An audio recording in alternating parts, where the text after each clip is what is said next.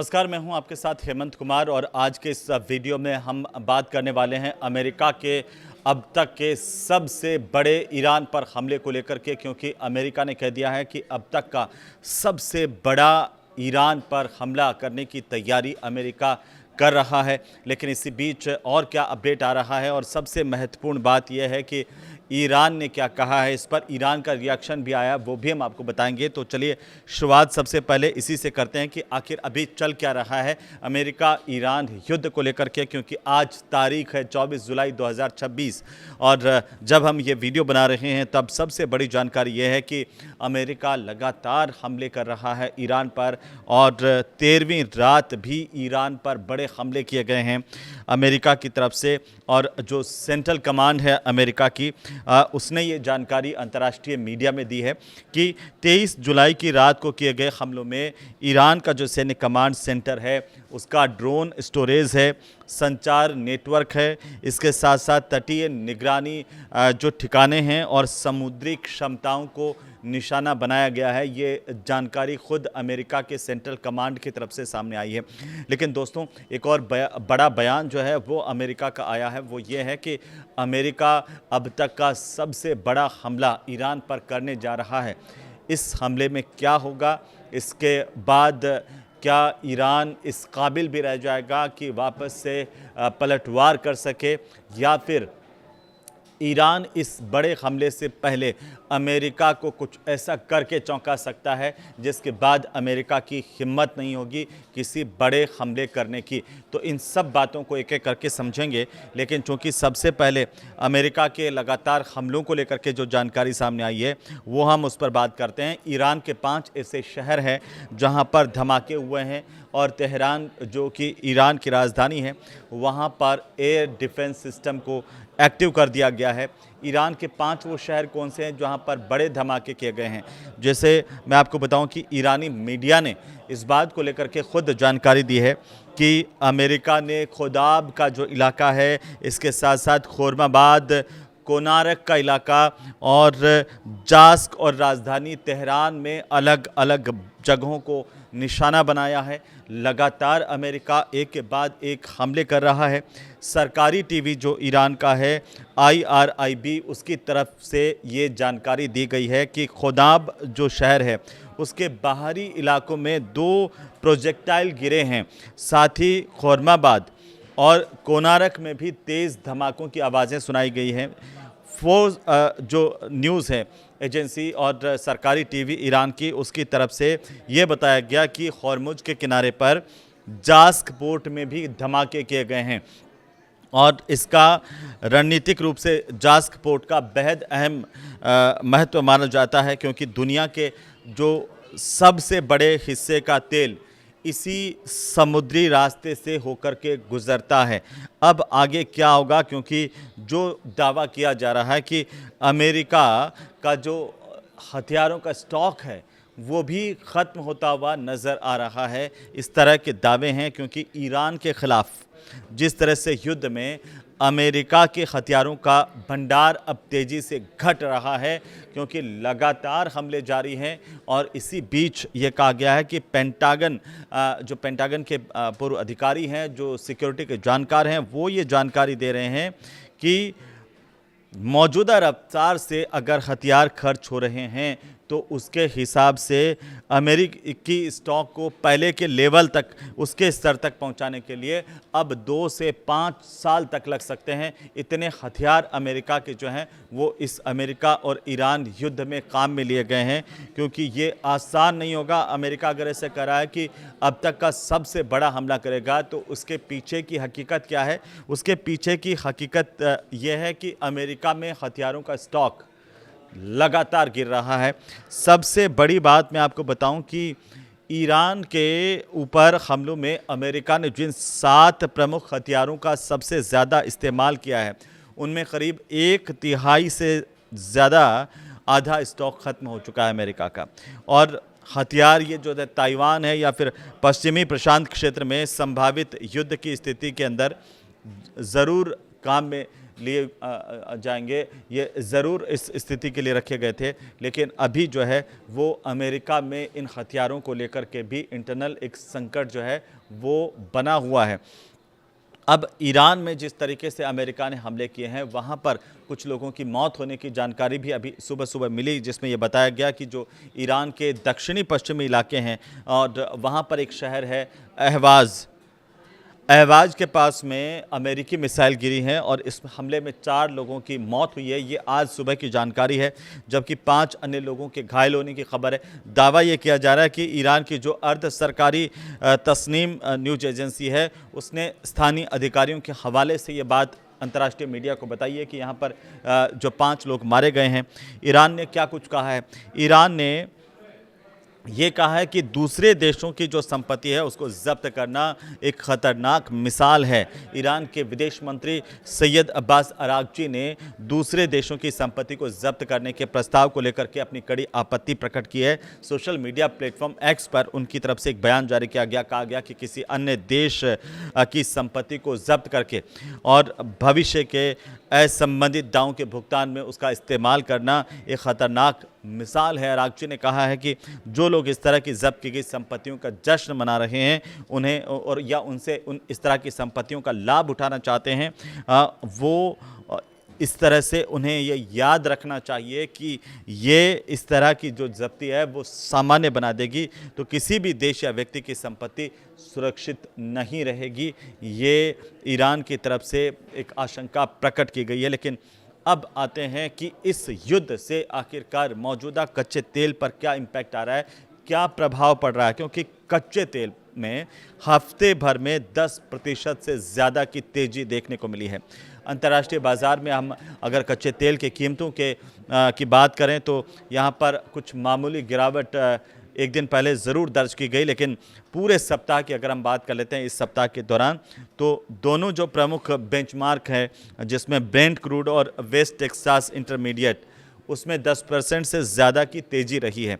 और ये जो ब्रेंट क्रूड है वो 72 सेंट यानी कि 0.72% गिरा है और अब $99.97 प्रति बैरल तक इस वक्त आ गया है। और इसके बावजूद अगर सप्ताह भर को अगर हम देखते हैं तो इसमें 13.5% की बढ़ोतरी भी दर्ज की गई थी। ये हो सकती है अभी आगे आने वाले दिनों में 13% तक इस क्रूड के दाम बढ़ सकते हैं, क्योंकि मौजूदा हालात जिस तरीके के हैं ये बहुत बड़ी खबर है, बहुत बड़ी बात है।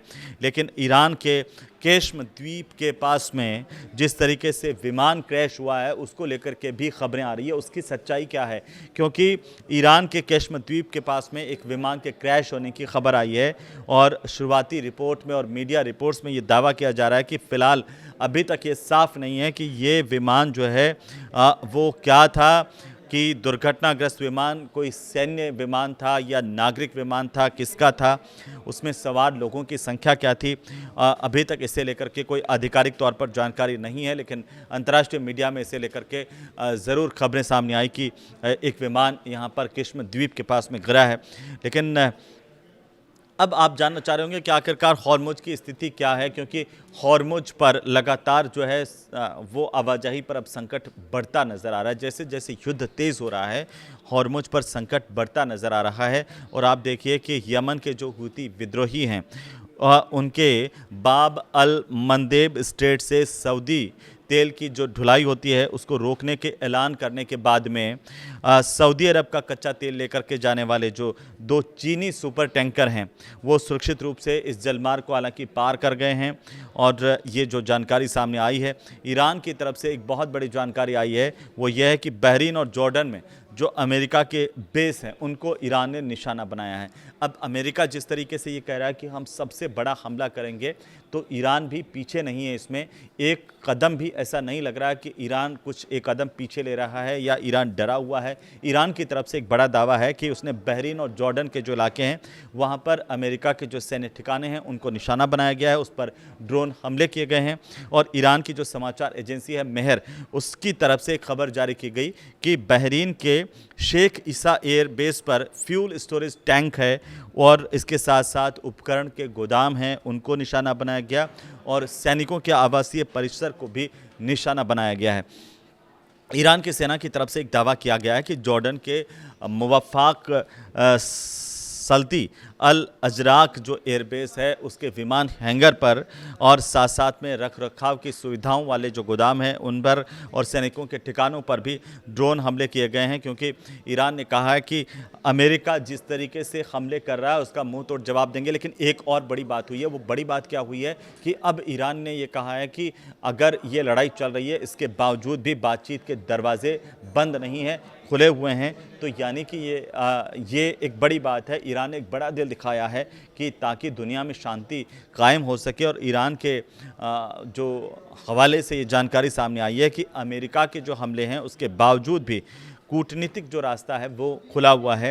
अल जजीरा से बातचीत करते हुए एक अधिकारी ने ये जानकारी दी कि दोनों पक्षों के बीच में मध्यस्थों के ज़रिए जो बातचीत हो रही है और संदेशों का आदान प्रदान है वो लगातार जारी है। लेकिन आरोप ये भी लगाए गए हैं कि अमेरिका ईरान के जो महत्वपूर्ण बुनियादी ढांचे हैं उसको लगातार निशाना बना रहा है और इससे कूटनीतिक प्रयास जो हैं वो प्रभावित हुए हैं। ख़ासतौर पर यह भी कहा कि ईरान के सामने जो तमाम विकल्प हैं वो अभी भी खुले हुए हैं। लेकिन एक बात और भी अभी सामने आई है, वो ये आई है कि इराक में जो अमेरिका के सैन्य अड्डे हैं उसके पास बड़े धमाके हुए हैं। तो जाहिर सी बात है कि ईरान पर जिस तरीके से हमले किए जा रहे हैं उसका मुंह तोड़ जवाब तो मिल रहा है अमेरिका को, क्योंकि उत्तरी इराक के एरबिल की बात करें, ये एरबिल के इलाके में अमेरिका के सैन्य अड्डे यहाँ पर है और यहाँ पर कई धमाके शुक्रवार की सुबह को सुने गए हैं, जिसमें अंतर्राष्ट्रीय मीडिया के हवाले से ये जानकारी सामने आई कि कम से कम इस तरह के 7 बड़े धमाके हैं जिनकी तस्वीरें भी सामने आई है। हालांकि इन धमाकों से जुड़े वीडियोस सोशल मीडिया पर तेज़ी से प्रसारित भी हुए हैं, लेकिन अमेरिकी बेस के पास काले धुएं के गुब्बार भी इस तरह के वीडियो में आप देख सकते हैं कि ये कितने तेज़ धमाके हैं जो किए गए हैं। सबसे महत्वपूर्ण बात जो इस युद्ध को लेकर के वो यह है कि डोनाल्ड ट्रंप का एक रवैया क्या है। अब ट्रंप क्या चाहते हैं ये हर कोई सोच रहा है कि आखिर ट्रंप का अब अगला कदम क्या होगा। बहुत लंबा युद्ध चल गया, बीच में बातचीत भी हुई, लेकिन अब वो बातचीत भी प्रभावित हो रही है। सीधे तौर पर अगर हम देखें तो ईरान ने भी उस समझौते को मानने से इनकार कर दिया, अमेरिका भी अब उस समझौते से पीछे हट रहा है। तो अब आगे क्या होगा? देखिए, अभी जो ताज़ा जानकारी आ रही है वो अमेरिका के राष्ट्रपति का एक बयान है जिसमें ट्रंप ने यह कहा कि अमेरिका ईरान पर सबसे बड़ा हमला करने जा रहा है, जिसका जिक्र मैंने इस वीडियो की शुरुआत में आपसे किया था।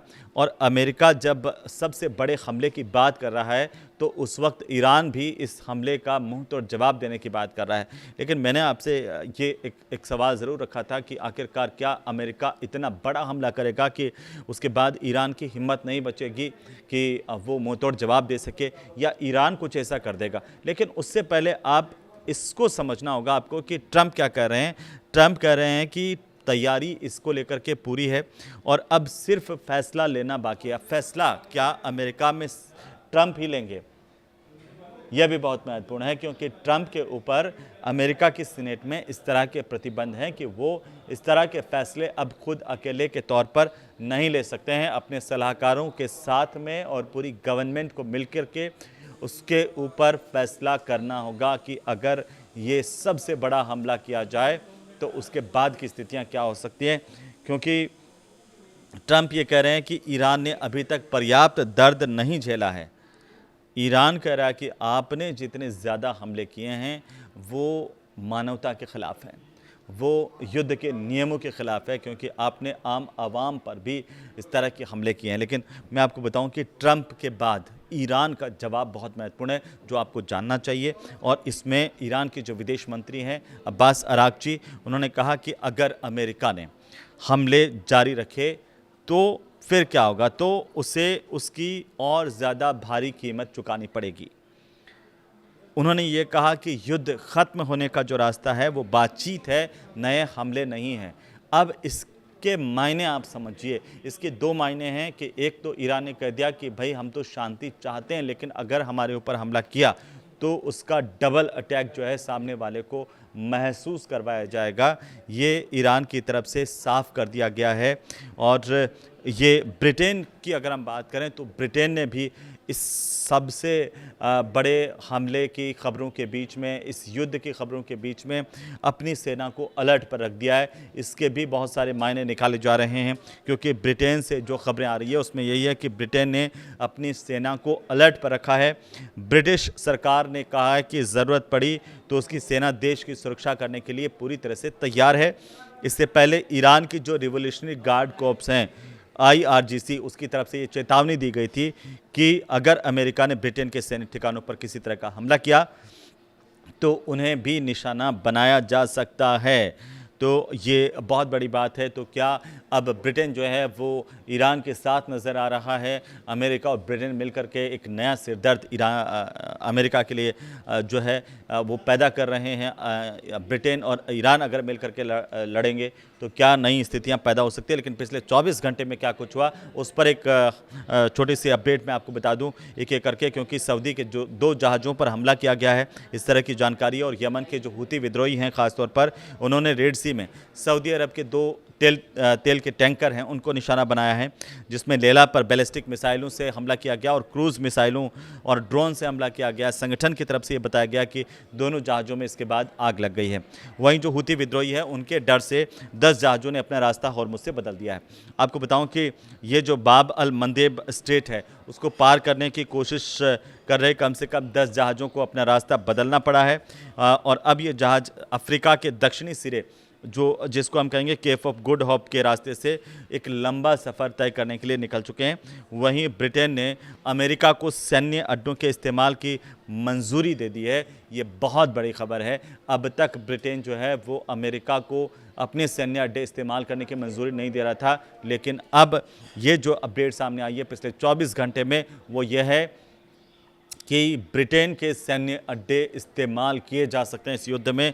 ब्रिटेन की तरफ से जो ब्रिटेन के नए प्रधानमंत्री हैं एंडी बर्नहैम, उन्होंने ईरान के खिलाफ अमेरिका को उनके सैन्य अड्डे, जो ब्रिटिश सैन्य अड्डे हैं, उनके इस्तेमाल की मंजूरी दे दी है, जिससे ये हमले अब अमेरिका के लिए ईरान पर करना और ज़्यादा आसान हो जाएगा। ये बहुत बड़ी अपडेट है। और भारत की अब तक 26,000 उड़ानें, जो अमेरिका ईरान संघर्ष की वजह से 20 जुलाई तक की अगर हम डेटा को देखते हैं तो एयरलाइंस को करीब 26,000 जो अंतर्राष्ट्रीय उड़ानें हैं वो रद्द करनी पड़ी हैं। तो ये भारत के लिहाज से खबर है। और इसके अलावा कई ऐसी उड़ानें जिनका रास्ता इस युद्ध के चलते बदलना पड़ा है, उनमें भी देरी हुई है। ट्रंप का अब 95 अरब डॉलर का बजट पास कर दिया गया। ये रक्षा बजट है और ट्रंप को युद्ध के बीच में एक बहुत बड़ी राजनीतिक जीत के तौर पर इसे देखा जा रहा है कि यह युद्ध चल रहा है और इस युद्ध के बीच में अगर 95 अरब डॉलर का रक्षा बजट पास होता है तो ये ट्रंप की एक बड़ी जीत अपने देश में मानी जा रही है। अमेरिकी जो प्रतिनिधि सभा है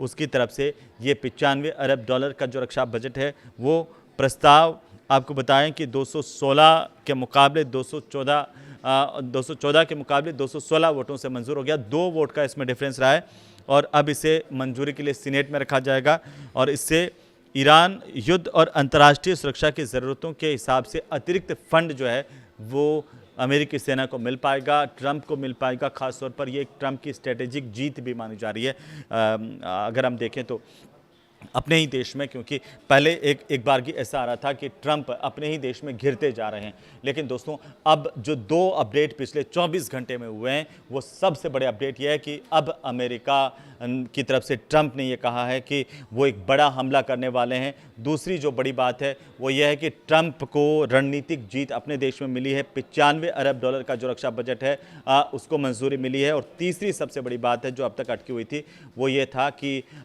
अमेरिका को अपने हवाई अड्डे, सैन्य अड्डे जो है वो इस्तेमाल करने की छूट ब्रिटेन नहीं दे रहा था, वो अब मिल गई है। इससे क्या होने वाला है? क्या पासा पूरी तरह से अमेरिका की तरफ पलट गया है? ईरान कहीं ना कहीं बैकफुट पर है या ईरान जिस तरह की मार करेगा वो अमेरिका सदियों तक याद रखेगा?